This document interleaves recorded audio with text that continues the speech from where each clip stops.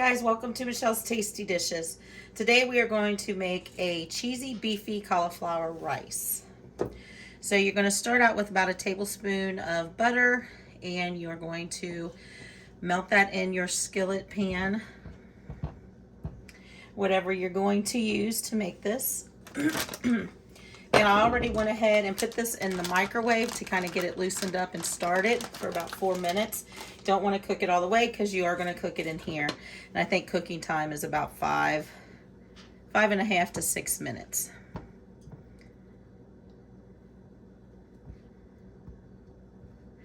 So we're just going to let that melt.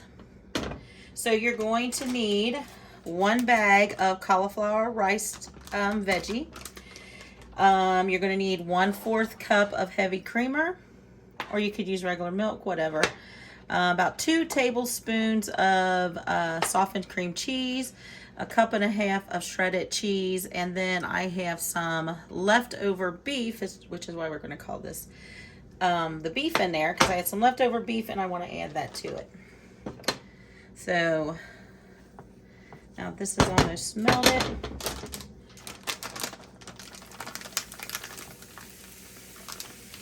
We are going to add that rice cauliflower to our pan.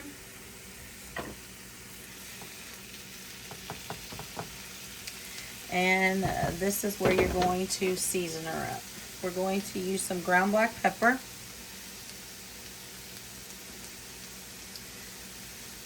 I use a lot of pepper because I like pepper.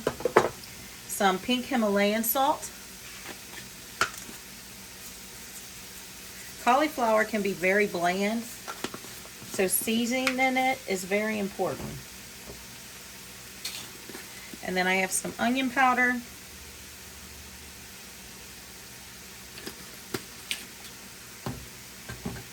And some garlic powder. And just put as much or as little as you want in it. You know, like I said, if you don't like things flavored and you just like it bland, leave it alone. Put your salt and pepper. But I'm a flavor girl, so if you're eating my food, you're going to definitely have flavor in it. Then I'm going to add in a couple pepper flakes. You can leave that out also if you're not into pepper flakes.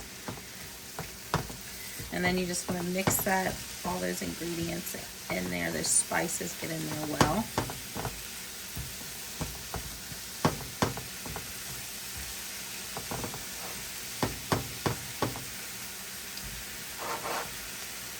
Alright, once you get that mixed well,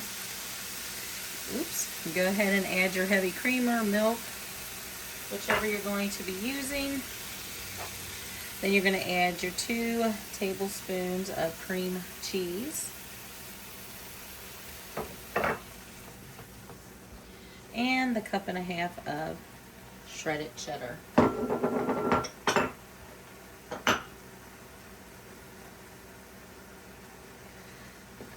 that up.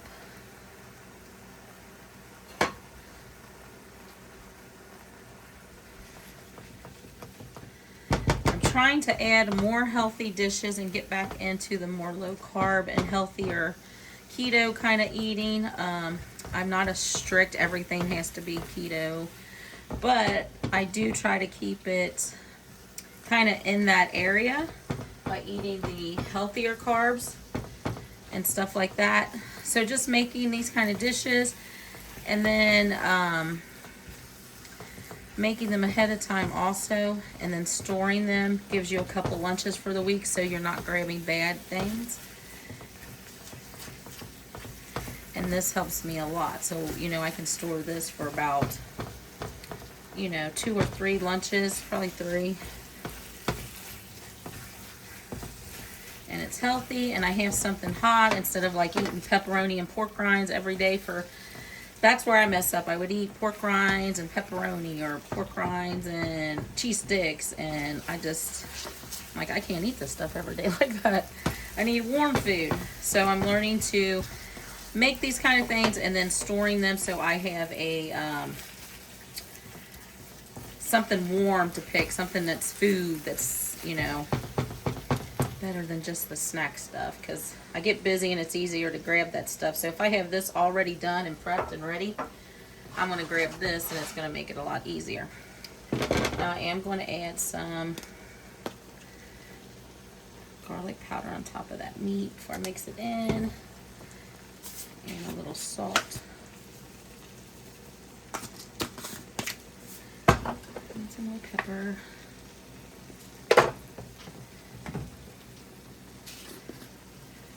Because when I made this, I might have salt and peppered a little bit, but I didn't season it much because the hamburger, I wasn't sure like which meals I was going to use it for. So I didn't want to over season on something and then not be able to use it. But also saving your leftover meats or making a little bit more meat and saving some of it, then you can add it to other stuff and you've already made it because you made a bigger helping of the meat. I do that with chicken. I try to make my chicken on Sundays in a crock pot, and I don't put much flavor into it. You know, like too much garlic or anything like that that's going to season when maybe I want it for something that's doesn't really require garlic. But guys, this is all you do. And I may get 4 little things of this because that's a nice little helping there once you add that, especially when you add that meat in. So this might be 3 to 4 meals, lunches. But look how cheesy and yummy.